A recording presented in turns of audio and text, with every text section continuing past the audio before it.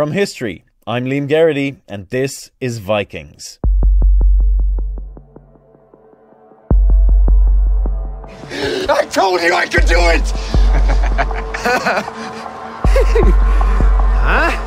Now it's all up to you, Ragnar Lothbrok. Every week we'll bring you stories from the epic world of Vikings and the massive undertaking of bringing that world to life. On today's show, I'll be talking to Georgia Hirst about starring in a show that her dad created. At that stage, I'd be like, Dad, don't watch me, don't look at me, don't come onto set, I'm too nervous. Whereas now, I'd be like, come watch me, why aren't you watching me? Adam Copeland, yes, former pro wrestler Edge, will be chatting to me about his debut in Season 5. So much gets turned on its head. And Norwegian musician and composer Einar Selvik talks about creating the soundtrack to the show. Of course, Ragnar, he was somewhat of a rock star in his time. He sort of does what any brave man would do in that situation. He starts reciting some poetry. And as always, Vikings creator Michael Hirst will be popping up throughout the show. All on this week's episode of History's Vikings Podcast.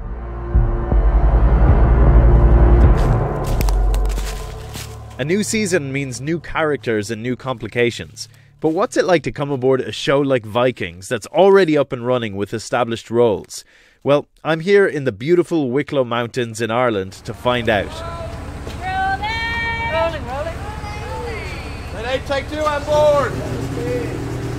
In between filming, I spoke to someone who joined the show way back in Season 2. My name's Georgia Hirst and I play Torvi in Vikings. Joining a TV show that's already a season in would be daunting for any actor, but Georgia had a little extra weight on her shoulders. Why? My father is the writer, Michael Hirst. That's right. Her dad is Vikings creator Michael Hirst. It was kind of proposed that I could go up for a very small part as an extra, kind of glorified extra, a couple of lines. So I auditioned to be Jarl Borg's wife, and it was rather terrifying. I think 5 people sat in front of me, one of them being my dad. Had to watch myself on the big screen, watch myself back. It was really hideous. Didn't hear anything for a while, went back to my normal life, and then I got an email saying come in, and no one had any idea that Torvi would still be here in this season. My dad had certainly had no idea, so it's amazing to have come so far. Farewell, Torvi. Mother of my children. I pray to the gods that I will see you and them again. And if not... There are no ifs. Be on Einside. We shall all see you again.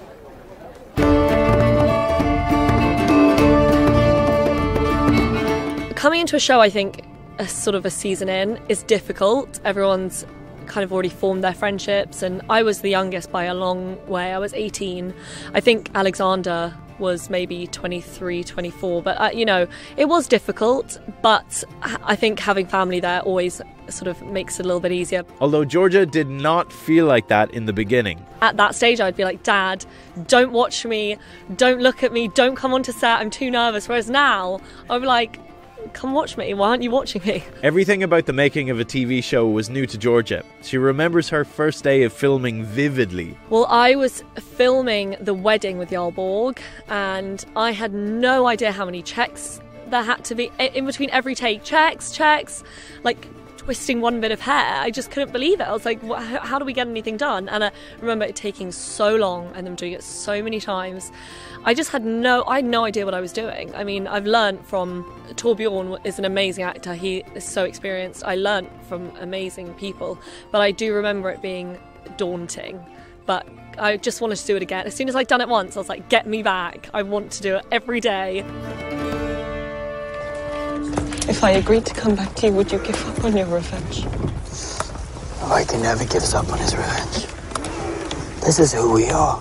My character's had such an arc. She started as sort of a really young, helpless girl in a lot of sort of scary relationships at a very young age. I think as Torvi grew, I've been growing as a human, as an individual, and I feed a lot of my experiences into Torvi. So she's grown up as I have, like we've grown up together really. So I think a lot of the time I'm going through, I mean it's difficult dealing with things like childbirth and motherhood and death, and these are all things I haven't necessarily experienced. But I just try to feed in what I can from my own experience into her, and she's grown up to be a fantastic woman, if I do say so myself. Hear, hear. And in the role of Torvi, Georgia says she gets to try so many different things. I get to do so many fun things. I get to be a mum. I love babies. I love children. I get to have really cute kids on set. But I also get to be a badass. I get to kill loads of people, which I don't do in real life. Thankfully. So I get to have these kind of two parallel parts of my personality that I get to play, which is so much fun. And I've also got to date some cute boys on the show as well, which, again, not complaining. Having experienced what it's like being the newbie on set, Georgia is more than happy to be a Vikings veteran at this stage. I love it not being the new one. Like, it's so much fun. Now I'm like one of the oldies. It was great actually when the brothers came in, they were all sort of my age-ish, and it was so much fun. I got to have people to go out with, to hang out with, to be on set with. So I was super excited, and I'm always very welcoming. Everyone's welcome. I'm excited when there's fresh meat in the building. It's very exciting. I mean, there's a lot of cute boys, so I'm not complaining. Season 5 brings a lot of fresh meat to the plate, but for WWE fans, there's only one name that stands out. The Edge. I mean, come on, he's the Edge. I didn't know he was the Edge till I saw him in his dressing room and I was like, are you the Edge? I love you. He's a legend. Such a cool guy, and hopefully I think I'll get to do a couple of scenes with him and get to see what he's like in costume and everything. That's right, Adam Edge Copeland joins the cast for Season 5. My name is Adam Copeland, and I play Kjetil Flatnås. This isn't the first time that Adam has joined a show that's already started. The last show I did, which was the supernatural TV series Haven. I started in the second season. It was supposed to be one episode and it turned into 42. Now, obviously not as solidified as this show was, but it was a similar kind of idea in that I started as a one-episode guy and become one of the main characters by the end. Adam really wanted to be on Vikings. He was a mega fan of the show. I went to my management team, my agents, and I said, okay, here's my list of shows. And Vikings was on there. The auditions had never come up before. And it just so happened to coincide with my wife giving me the head nod that, okay, we've had our second baby. I'm good to go. Start auditioning again. And the first audition that came through, my agent called me and goes, guess what? We have a Vikings audition. And I went, yes. All right, here we go. And I made sure, because I wanted this one. I'm kind of like a pit bull or a bulldog in that respect. It's like, I'm going to latch on and not let go of this. It felt like the next evolution in terms of my career, this career now. Coming off of the old one and where I saw this one going once I committed to the idea that this was actually a career now. I really wanted to get on a show like this and try and take on the challenge that I don't know if anyone from my old industry, which was wrestling, has done in terms of it's a period piece. It's accents, it's drama, heavy drama. So, man, it's been so much fun to try and tackle it. Like, especially after hearing you say all that, like, what was your first day on set like, after that being one of the shows you really wanted to be on? I've been in a lot of huge pressure cooker, what should be nerve-filled situations. But in my old job, I felt like I knew exactly what I was doing there, so I never had any doubts there.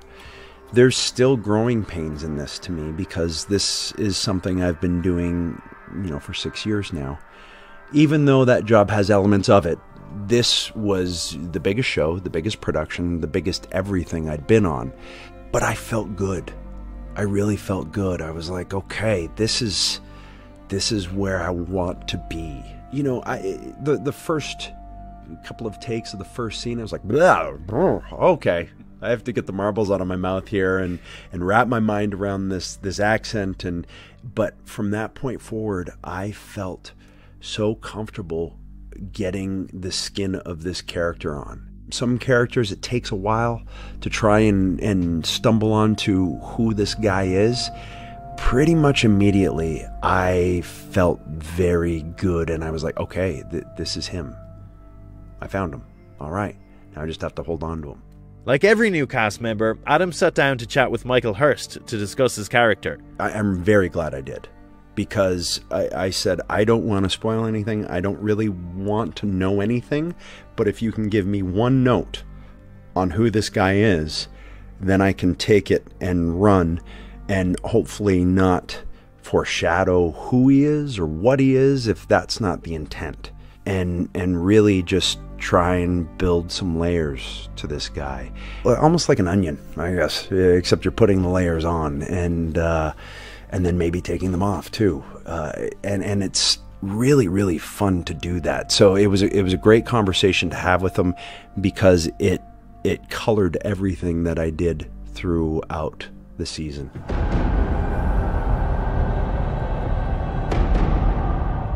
We all want to feast, but we also want to know where we'll be raiding this summer. One tricky thing that all new cast members need to get the hang of is the accent. Luckily, many of my scenes are with Gustav Skarsgård, and he really had it honed down, and I think everyone took their cues off of him in terms of the accent. So, you know, it was like I was sitting at the knee of the master in terms of the accent. I'm sorry, Ragnar. I've wasted all your money. It was all a joke. Shut up, man. I felt good that if I could match what he was doing, then I would be in the right wheelhouse. A bonus of filming in Ireland is the amazing weather. Long, hot days and... Nah, I'm just kidding. It rains constantly. And this is something Adam had to get used to. Ooh, there were some days. There was one day in particular. Man, it was... and I'm Canadian, so I'm used to weather. And but there's something different about that damp in your bones kind of cold that just settles in your joints and then stays there for a while after, even when you get in front of the fire and you get the whiskey. But there was one day in particular, and it just happened to coincide with a very, very emotionally heavy scene, and it fit so well. And I remember thinking that day, I was like, thank you, Ireland, for coming on the day, because I was worried it would be sunny and, you know, beautiful, and it wasn't. It was exactly how, when you read a scene, I think initially you mentally picture, okay, what would be the perfect way for this to look? And it looked exactly how I hoped it would. And it felt exactly how I hoped it would, so that it was so easy to drop into where it needed to be. Adam loves the show because that thing that Vikings have, the way they live their lives, the way they act, he says we all have it. In some of us, we fight those urges and those initial impulses that I think, at some level we all have. They're just DNA in us. And then throughout the centuries, we've learned to try and push those down. But I still think people are just fascinated by it, by the idea of these people who just discovered and had their own code, and maybe didn't have their own code at times too, but they were real. And I really think that makes the difference. And also the romantic aspect, as strange as that sounds, the romantic aspect of you sail and you discover, and you do it with essentially nothing, but yet you still get to Iceland, and you still get to the Americas, and you still do all of these things that seem somehow impossible. And I think because there's so much question with the sagas as to what exactly happened, what exactly did they do? This map shows this map shows that. So anytime there's questions, people are so intrigued by that because there's never going to be a definitive answer. So with season 5 merely weeks away, Adam is about to spill the beans. I'm kidding. He is going to be as vague as possible. You wouldn't want season 5 spoilers now, would you? So much gets turned on its head. The whole series, you know, all the characters, there's a metamorphosis in many, many characters. And because my guy, you first meet him, it will be interesting, and I hope everyone is intrigued as to who is this guy? What is he doing? What is his, you know, mental makeup? And if in any way they can feel a lot of different things for this guy throughout the season, then I'll feel like I set out what I wanted to accomplish. Great. Was that broad enough without giving anything away? The legend that is Adam Copeland there, and my thanks to Georgia Hirst. Well, something that is present throughout every episode, every season, whether it's a conversation or an epic battle, is music. As Michael Hirst says, music is a big part of the process.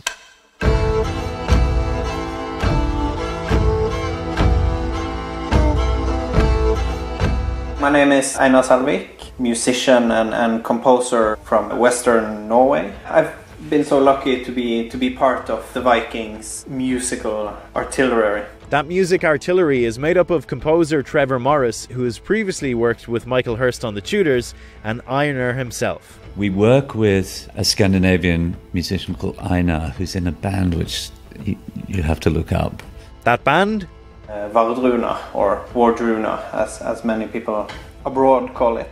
And that's basically a project where I use some of the oldest instruments that we have in the Nordic countries. Make new music using old tools in a way, so the soundscape is a modern one. Vardruna is perhaps where it started as well in terms of my contributions to Vikings.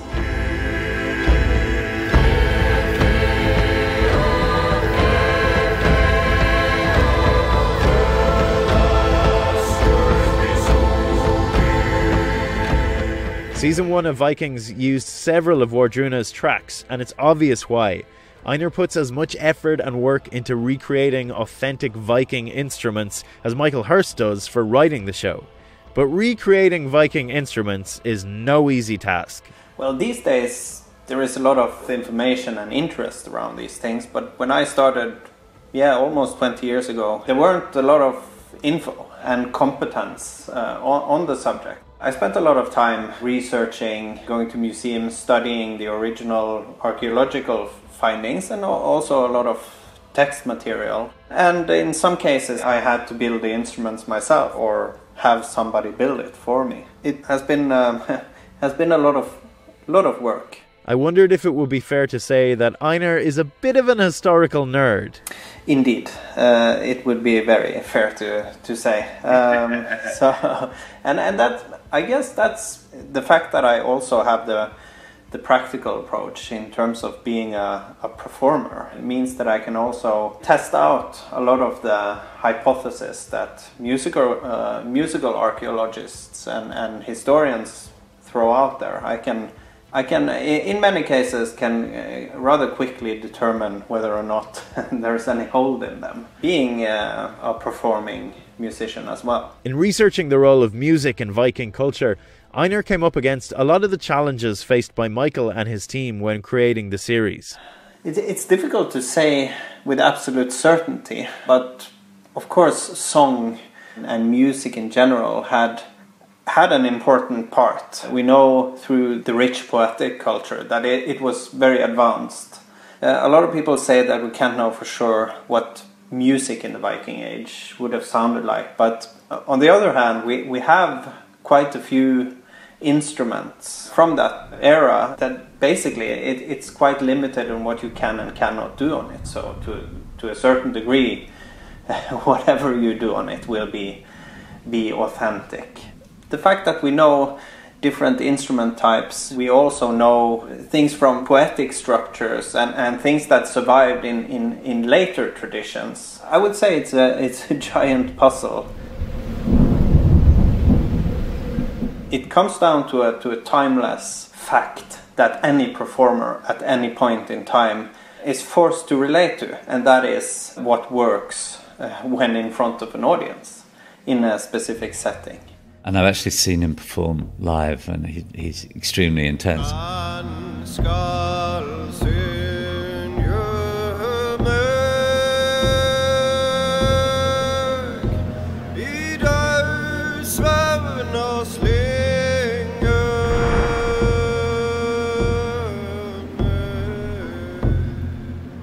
I would say that music in many various settings, of course entertainment is one part, ritual is a different part where music has been an important ingredient.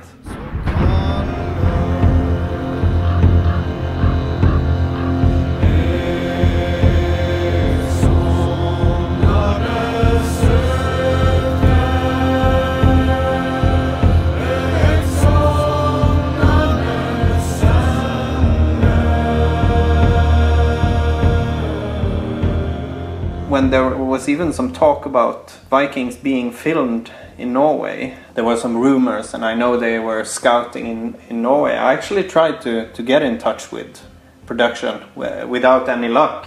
So I didn't really think about it anymore. But then a couple of months before season 1 aired, the production crew got in touch with Einar.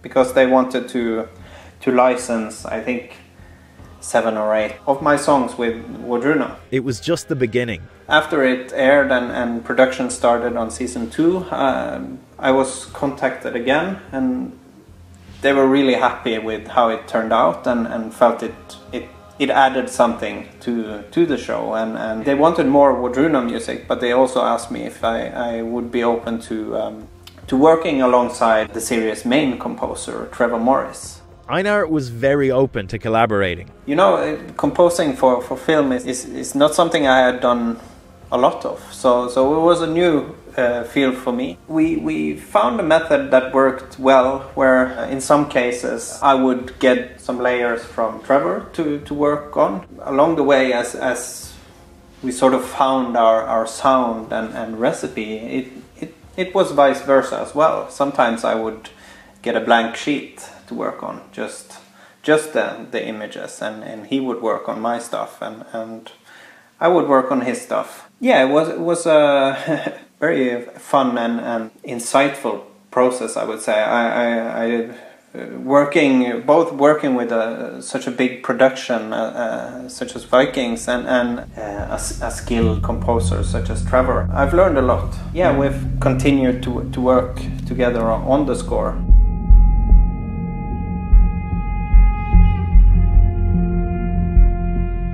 As well as composing, Einar has another role on the show. When, for instance, somebody is singing or playing music in front of the camera. So working with the actors, be it drunken songs or battle cries or ritual songs, etc., that's something I write or make for them. Einar has actually made 2 cameos on the show. Yeah, it was a lot of fun. There were some scenes where they wanted a musician and they thought it might be cool to have me on the show. They asked and I happily said yes. Einar appears in episode 6 of season 3 and episode 6 of season 4. And the scene he's in season 4 is this beautiful moment where he's standing on a jetty singing as dozens of Viking longboats set out from Kattegat.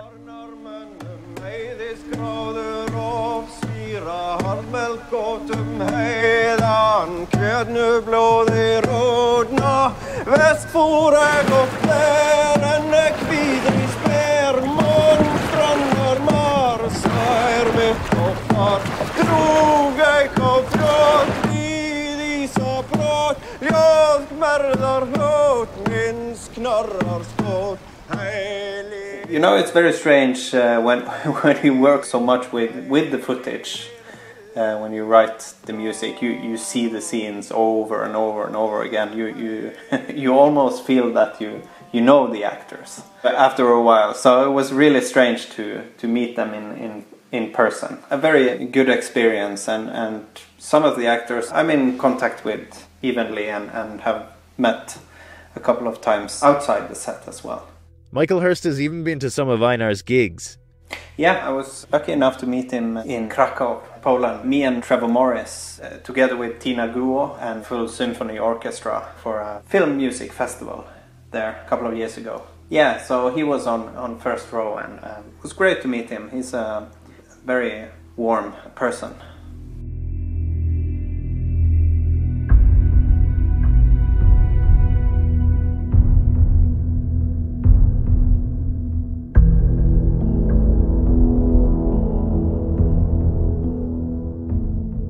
On October 20th, Einar is releasing a 2-track EP. It will be called Snake Pit Poetry. Of course it will. It'll contain an acoustic version as well as the complete studio version of his much requested piece Snake Pit Poetry, written for Vikings, the scene of Ragnar's fatal encounter with a Northumbrian snake pit. It was actually Michael who contacted me and asked me to write sort of lament for Ragnar's death scene. So that in itself kind of put the pressure on, and was an honor that he wanted me to work on that scene. So I originally wrote quite a long piece that where maybe half of it ended up in the show. The complete scene is a combination of what I wrote and what Trevor wrote, which is a good thing, I think. For us history nerds who have known how this would end for a long time, it wasn't a surprise. Of course, Ragnar, he was somewhat of a rock star in his time, and that means there are a lot of stories and poetry and stuff like that. And one of the most famous poems there is actually from his death scene, when he's thrown into the snake pit. He sort of does what any brave man would do in that situation. He starts reciting some poetry. And I made the piece based on that poetry.